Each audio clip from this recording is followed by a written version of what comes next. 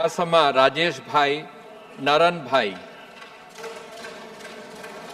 હું રાજેશ નારાયણભાઈ ચુડાસમા લોકસભાના સભ્યપદે ચૂંટાવાથી ઈશ્વરના સોગંદ લઈને જાહેર કરું છું કે કાયદાથી સ્થાપિત થયેલા ભારતના બંધારણ પ્રત્યે હું સાચી શ્રદ્ધા અને નિષ્ઠા રાખીશ.